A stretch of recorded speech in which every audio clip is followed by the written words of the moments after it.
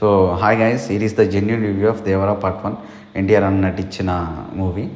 So first half వచ్చేసరికి మనం ఎన్ని ఎక్స్పెక్టేషన్స్ అయితే పెట్టుకుంటామో ఆ ఎక్స్పెక్టేషన్స్ అన్నిటికీ రీచ్ అవుద్ది.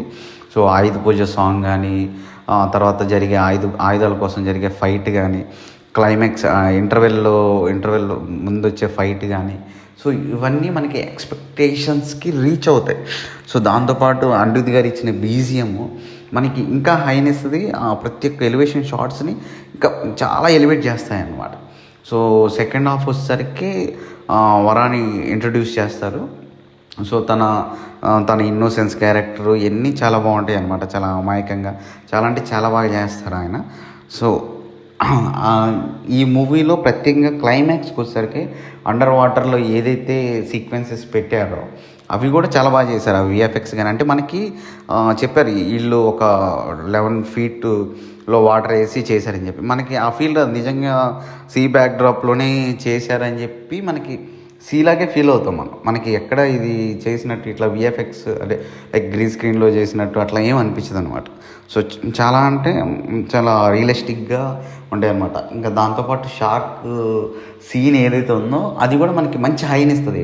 ఎందుకంటే నీళ్ళలో నుంచి ఇలా పైకి వచ్చినప్పుడు చాలా అంటే చాలా బాగుంటుంది.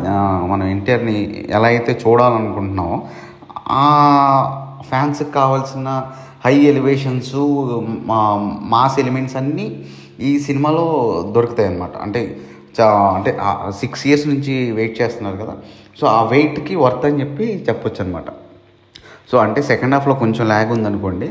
సో ల్యాగ్ అంటే జస్ట్ ఒక 5 to 10 minutes ఉంటుంది. జాన్వీ గారు ఆ సీన్స్ ఏదైతే ఉందో తను ఒక 10 to 20 minutes ఉంటుంది అనమాట. దాంట్లో ఎన్టీఆర్తో ఒక 2-3 scenes ఉంటుంది అంతే. ఆ తర్వాత ఒక సాంగ్. సో నెక్స్ట్ వచ్చేసరికి సైఫ్ అలీ ఖాన్ గారు ఆయన ది బెస్ట్ ఇచ్చారని చెప్పి చెప్పొచ్చు అనమాట. ఎందుకు అంటే సో ఆయనకి ఇచ్చిన పాత్రకి ఆయన న్యాయం చేశారు. సో డైరెక్టర్ ఏదైతే చెప్తారో అది ఆయన న్యాయం చేశారు.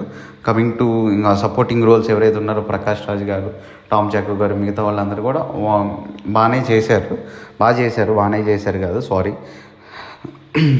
సో యాజ్ ఆఫ్ నౌ ఇంకా ఇది మూవీ గురించి. ఇంకా స్క్రీన్ ప్లే విషయం ఏదైతే ఉందో, స్క్రీన్ ప్లే ఫస్ట్ హాఫ్ చాలా బాగుంది. సెకండ్ హాఫ్లో కొంచెం ల్యాగ్ అనిపిస్తుంది. తర్వాత కొరటాల శివ గారు అంటే ఆయన మూవీస్ అన్నీ ఏంటంటే మనకి ఒక వైబ్ని ఇస్తుంది. అంటే ఒక కామ్గా ఎక్కడ ఎలివేట్ చేయాలో అక్కడే ఎలివేట్ చేస్తారు అనమాట. ఇంత మాస్ సినిమాని ఆయన ఎప్పుడు తీయలేదు. సో ఫస్ట్ టైం అయినా కానీ ఇలా మనం ఆయన దగ్గర ఎక్స్పెక్ట్ చేయలేదన్నమాట ఆయన ఇలాంటి సినిమా తీస్తారని చెప్పి. నేనైతే ఎప్పుడు ఎక్స్పెక్ట్ చేయలేదు. సో అలాంటి సినిమా అన్నీ బాగానే హ్యాండిల్ చేశారు ఆయన. నెక్స్ట్ వచ్చేసరికి Anirudh BGM one of the strongest pillar అని చెప్పి చెప్పొచ్చు. నెక్స్ట్ ఎన్టీఆర్ యాక్టింగ్ సినిమా నిలబెట్టింది. సో మనం కేవలం ఎన్టీఆర్ యాక్టింగ్ కోసం, నెక్స్ట్ అనిరుద్ధ్ బీజిఎం కోసం అయితే మూవీకి వెళ్ళొచ్చు, చూడొచ్చు. మనకి ఆ 3 hours టైం ఏదైతే ఉందో ఆ టైం మనకి అంటే ఎక్కడ బోర్ కొట్టదు. మనం మంచి మూవీ చూసిన ఫీలే వస్తుంది. చూడొచ్చు, చాలా బాగుంటుంది. సో మీరు నియర్ బై థియేటర్స్కి వెళ్ళి చూడొచ్చు అనమాట. Thank you.